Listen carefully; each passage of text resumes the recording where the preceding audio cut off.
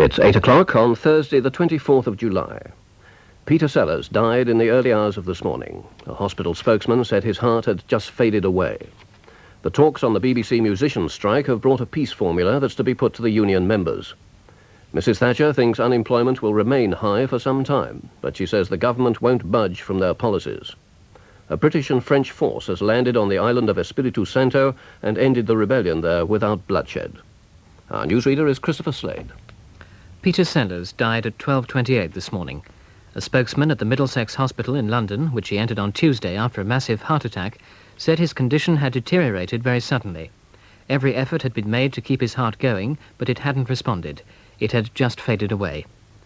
Mr. Sellers' wife, the actress Lynn Frederick, who'd flown from Los Angeles, was at the hospital, along with his eldest son, Michael. Mr. Sellers, who was 54, had been plagued with heart trouble since 1964. 3 years ago, he had a pacemaker fitted at the Charing Cross Hospital. He arrived in London last week for the West End premiere of his latest film, Being There, and was planning a reunion with his fellow comedians, Harry Seacombe, Spike Milligan and Michael Bentine. Mr. Sellers was born of a theatrical family at Southsea in Hampshire. He went on, through the Goon Show and more than 50 films, to become one of the world's top film actors. Many would say he was the funniest man of his time. Gerry Forsey looks back at his career. Peter Sellers was in the royal line of comedians who learned their trade first with Enser, then trying to hold the audience's attention at the Windmill Theatre. But it was radio, the Goon Show, and the much-imitated Blue Bottle, always the victim of some rotten swine, that first showed the extraordinary versatility that Sellers was to bring to his career in films. Like many great comedians, he didn't see himself as fundamentally a funny man. Millionaire superstar he might be, but he was happiest when he could create a mask for himself by latching onto a voice or a quirk of character. It's to this gift that we owe the long gallery of cinema portraits that linger in the memory. Kite, the shop steward to end them all in I'm All Right, Jack, the Welsh librarian in Only Two Can Play, and the maniac scientist in Dr. Strangelove. 16 years ago, Peter Sellers had the first of his heart attacks. But undeterred, he continued working and hitting the headlines with his romances and marriages. Only recently, he made a series of commercials for the British Heart Foundation. In them, typically, he appeared not as himself, but as the character for which he will probably be best remembered, Inspector Clouseau, the accident-prone French policeman who never quite caught up with the Pink Panther. Peter Sellers was once asked what made people find him so funny, and this was his modest reply. Well, I've got nothing about me as a person that I could put on the screen and say, well, this is what I'm offering, this is my stock in trade, if you like. I mean, because that's all actors got anyway. I mean, I've got nothing I could say, well, let's build up on me as a person on the screen. Well, I mean, to see me as a person on the screen would be one of the dullest experiences you could ever wish to experience. But as soon as I can get hold of something, I can get hold of a character or a voice or some makeup or something, I can then use that as a shield, get within it, and hope to make the character live, act as a medium, if you like, and let the character come out through me. And one of those characters which clearly did come out was James A. Fitzpatrick, the American whose short travel films became a target for a bit of Sellers' fun, a version perhaps more famous than the original. Balham, gateway to the south. We enter Balham through the verdant grasslands of Battersea Park, and at once we are aware that here is a land of happy, contented people who go about their daily tasks in truly democratic spirit. Harry Seacombe said the death of Peter Sellers was a tragedy. His great talent had not reached its peak.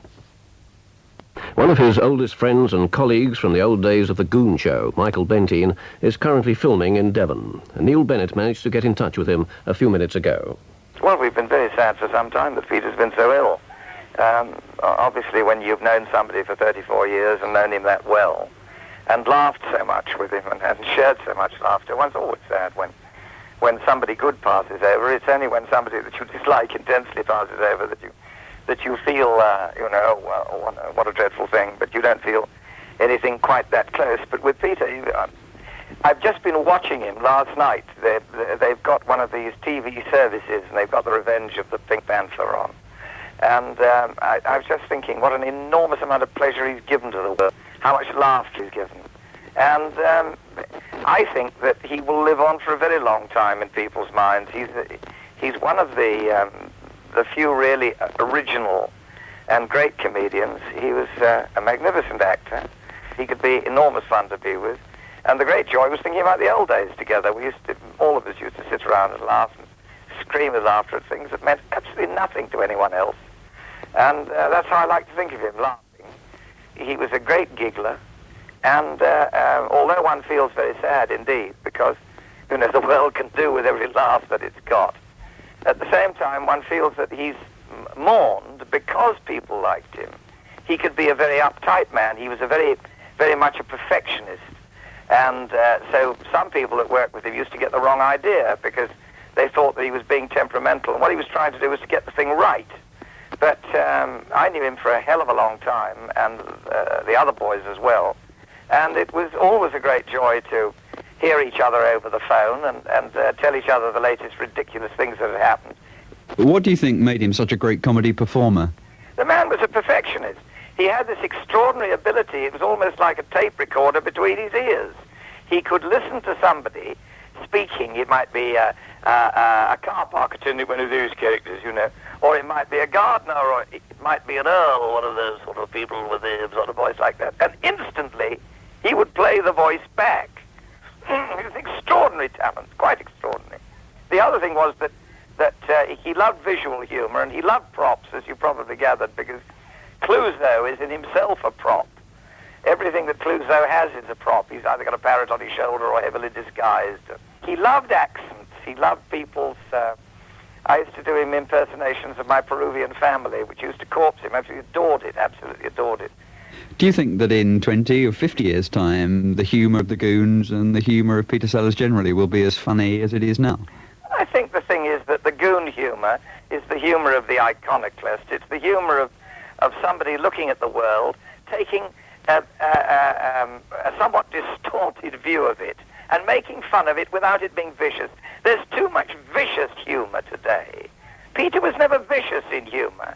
His humour was very funny, but there's nothing vicious in Clouseau. Clouseau's a comedy masterpiece.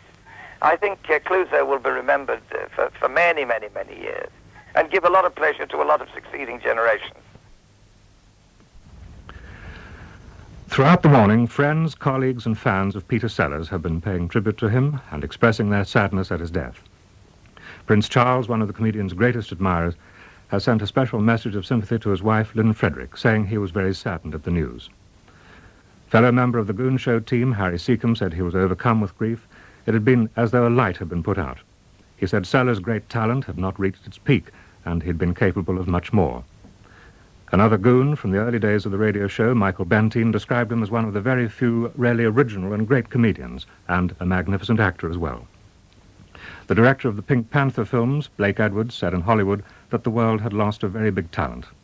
The funeral will be in London at the weekend. We usually think of Peter Sellers in terms of the characters he created. Here he speaks in his own voice about himself. I do feel that we honestly did set the trend for a new form of humour. Remember when we first met up, we all of us, Bentine, Mike Bentine, Harry, Spike and I, had this feeling that we had to do something. We had this thing inside us, we wanted to express ourselves in a sort of surrealistic form. We thought in cartoons. We thought in blackouts, we thought in sketches, we thought of mad characters, we thought of take a situation and instead of letting it end normally, let it end the other way, twist it around, And this grew and grew and grew and grew, and 9 years later we were probably the most listened to show on the air. I am very happy to say I was part of it. Enter play battle on cardboard horse. Signals, applause on gramophone record. I've had my fill of the clapping. Puts record in knapsack for next week. Little East Finchley Arab chieftain in brown suede shoes. The leader of the city of the Ringy Berbers, and this quarter of jelly babies is yours. Oh. Dee! I like this game. Follow me. The distinctive sound of the Goon Show. Even now, 25 years later, the Goons have a freshness and an inventiveness seldom matched since. After those heady days, each of the Goons went their separate ways, although they would occasionally come together for reunions, as indeed they'd planned to do this week. But the quartet is now diminished, and with the untimely death of Peter Sellers, a particular kind of British humour has suffered its own diminishment. If it was as a film actor that Sellers became best known, radio provided the jumping-off point. Barry Took was one of Peter Sellers' colleagues at the BBC, and he remembers those early days. Well, there's a story that Peter himself tells about the early days, back in the 1940s. He couldn't really get into radio, so he hit on he was a marvellous impersonator, and the thing that we see him as a great actor, and we forget that he started off as an impressionist, as an impersonator, and he hit upon the brilliant idea of impersonating Kenneth Horne, and phoned a BBC producer and said, "Oh, look here, my name's Kenneth Horne, and I've just come across this wonderful young comedian called Peter Sellers, and I thoroughly advise you to use him. He's jolly good." And as a result of that, the BBC said, "Oh, righto, Kenneth," and got on to Peter Sellers and invited him to go and broadcast. He was an instant success, and broadcast frequently from then on. And of course, he did Crazy People, which subsequently became The Goon Show. And it was his brilliance as a voice man that made The Goon Show the success it was. Milligan's writing, of course, Seacombe's ebullient personality, but it was Sellers' gift for voices that really did the trick. It made it into the great show that it became, the historical show that it became. Sellers was always experimenting, wasn't he? Apart from the Goons, there were other things, other programmes, other sketches. Well, there are many, and mercifully, many of them are on disc. But there's one amazing thing where he impersonates the entire panel of the critics on Radio 3, and that is just magnificent. Now, the book that we have all been reading is the new novel, The Seeds of Distress by Luigi Salame, published by Bodley Hamilton at 15 shillings. J. Wallace Larwood. Well, I've been reading Harmonium in the Dust by Eustace Grimes. Oh, I was told to read Tomorrow Was New Yesterday. You know, the translation from the Japanese by Lafon. I'm afraid that nobody told me to read anything at all. I think they were the point of talking about. Exactly. Well, it seems to be a bit damn stupid, I must say. Yes. Oh, well. Rather awkward. Something has obviously gone wrong. Absolutely. And we'd better pass on quickly to the have all been seen. Yes. Anyway, I shall never live this down. Oh, yes. The 7 Brave Tractor Drivers, which is being shown as part of the current Festival of Russian Films at Studio 9. That's a superb example of Sellers' mimicry. Was it something of a surprise to you that he developed from that kind of impersonation to a richer sort of acting? Well, no, I think it's the natural progression. Most people who go into the comedy side of show business start as impersonators because that's the only thing that they can see. They can see somebody they admire and they want to be like them. Now, sooner or later, it becomes apparent that they have things in their own personality that are just as interesting and exciting as the people they're impersonating. And Sellers very quickly developed original voices, original mannerisms, original ways of behaving. And it was very successful, and so he became rich quite young. And that's important because wealth gives you confidence, I think, professional confidence. He would do something and they'd pay him a great deal of money. He had a very good agent, a man called Dennis Selinger. And Dennis understood the nuances of this very curious, difficult, odd, quirky man, Peter Sellers, and exploited him, although exploit is perhaps not quite the best word, but exploited Sellers' talent to maximize it so that Peter did become a world star. And like all world stars, Peter Sellers ended up in Hollywood, making a whole host of films, not all of them unmitigated successes. It did at times seem a long way from Ealing. Sellers himself was fully aware that he depended, certainly in films, on others drawing out the best from him. You know, I'm really only an instrument for somebody's writing or a character. In one way, I think of myself as a sort of medium. In other words, somebody who's a catalyst who's able to sort of translate. Now, I don't mean to say that I just read lines, because all actors just read lines. I know I can do certain things well, and I know But I know this to be true, but I'm not essentially a funny man. I come to life, so to speak, when I'm doing something that appeals to my sense of humor. Right, brothers, are we all gathered? My purpose in convening you is to lay before you certain facts. A few minutes ago, I was handed this paper by a representative of the management. It purports to contain certain timings made by the management which directly affect the rates for the job that you're doing. Now, this is the first time that this has been mooted to the Works Committee, and everything about it constitutes quite definitely, a definite breach of the existing agreements that exist between management and unions. A diabolical liberty. Yeah. I suppose my very first real chance was I'm All Right, Jack. Fred Kite was a good character to play. Those days were wonderful days. The unions were really up for grabs. I loved doing that. I loved the Kingsley Amis book, Only Two Can Play, that Brian did the screenplay for. That was a fine movie. That really stands up. My meeting with Kubrick, who's a god as far as I'm concerned. And you can watch Strangelove now, and it's better than it was when it came out. It is a remarkable film. Remarkable film. Now then, Dimitri, you know how we've always talked about the possibility of something going wrong with the bomb. The bomb, Dimitri. The hydrogen bomb. Well, now, what happened is one of our base commanders, he had a sort of, well, he went a little funny in the head. You know, just a little funny. And he went and did a silly thing. Well, I'll tell you what he did. He ordered his planes to attack your country. Well, let me finish, Dimitri.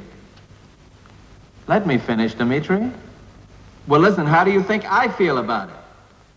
Can you imagine how I feel about it, Dimitri? Why do you think I'm calling you? Just to say hello? Of course I like to speak to you. Of course I like to say hello. Not now, but any time, Dimitri. I'm just calling up to tell you something terrible has happened. It's a friendly call. Of course it's a friendly call. Listen, if it wasn't friendly, you probably wouldn't have even got it. Dr. Strangelove, a film that we inevitably associate with Stanley Kubrick as much as with Peter Sellers, an odd and unexpected matching of talents.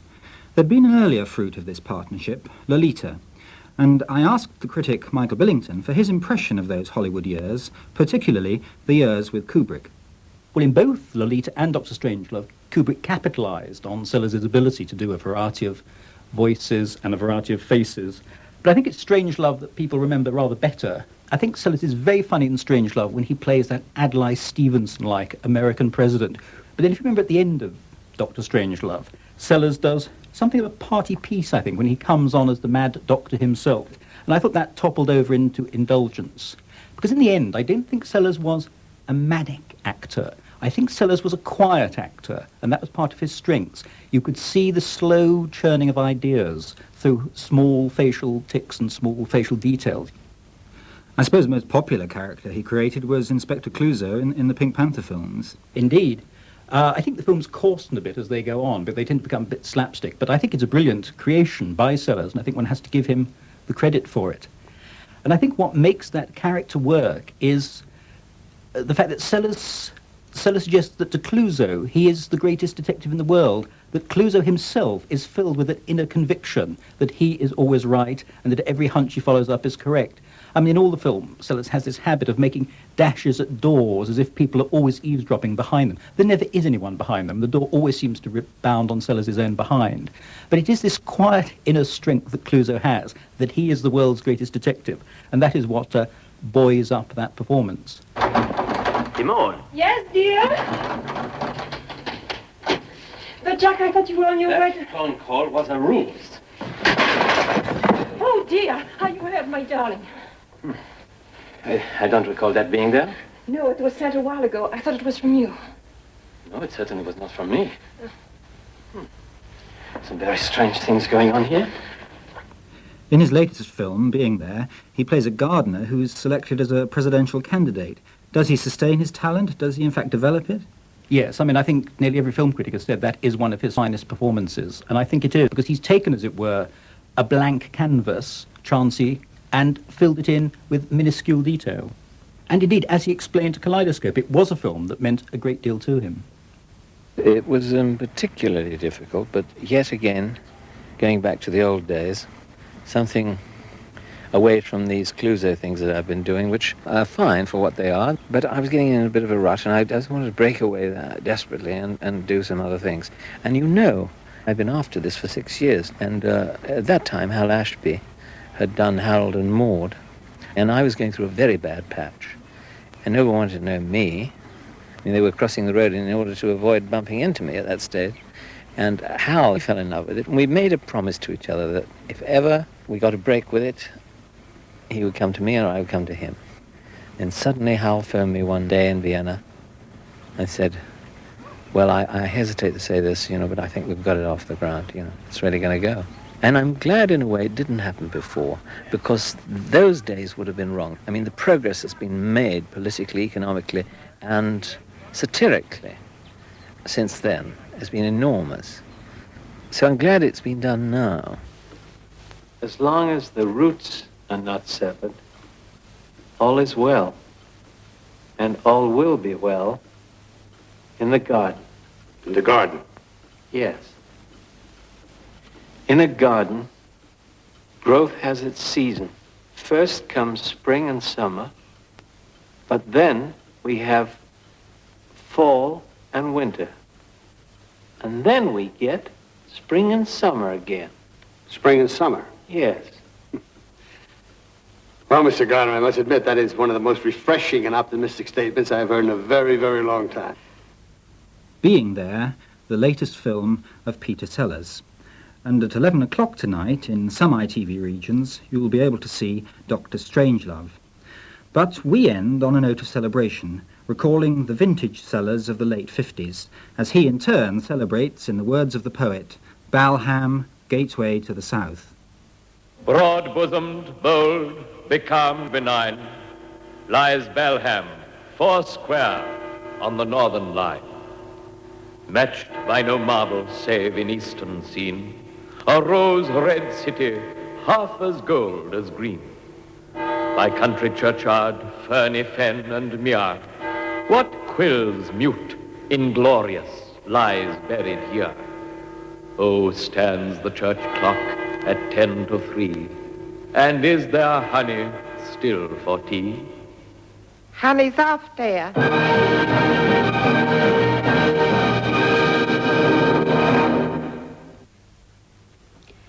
Kaleidoscope was presented by Mark Storey and produced by Brian Barfield.